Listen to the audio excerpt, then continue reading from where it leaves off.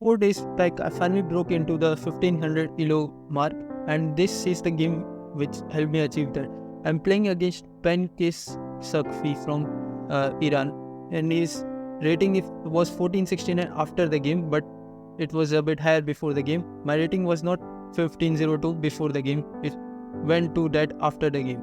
So let's see how the game starts. As always with wired pieces, I always play e4, and my opponent replied with e5, and we went into the Italian game. Now I went for c3, which is with the plan of going d4, and my opponent went knight to f6. He's attacking the e4 pawn. We go d4 anyways and trade, and now he goes for bishop to b4 check. And the idea is to go for the pawn on e4. We block with the knight, and now he went d5, which is not the best move. Basically, he will not win the pawn by straight away capturing. So we take the pawn, and then he captures here. Now his idea is the same as it would have been without d5, which is to attack the knight. But we castle, and castles is a great move.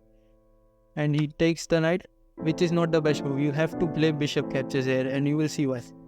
Now we take back, and he takes the pawn, and he's expecting rook to move. But we sacrifice the rook and go queen to c3, queen to b3, which is a brilliant move. And the idea is to unleash the bishop pair onto the king. And you will see how. He kills for the rook, and now we go check, and then we bring the bishop to a3 with another check. And now the only move that is not bad is to block with the knight. Now we move the bishop back, threatening checkmate. He blocks. Now we again threaten checkmate with the knight. The only move to defend is with the queen. And now we take the bishop.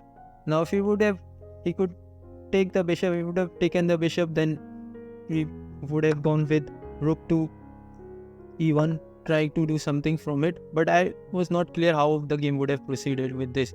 But overall, in this line, he would have to give up the queen. But he did not take the bishop.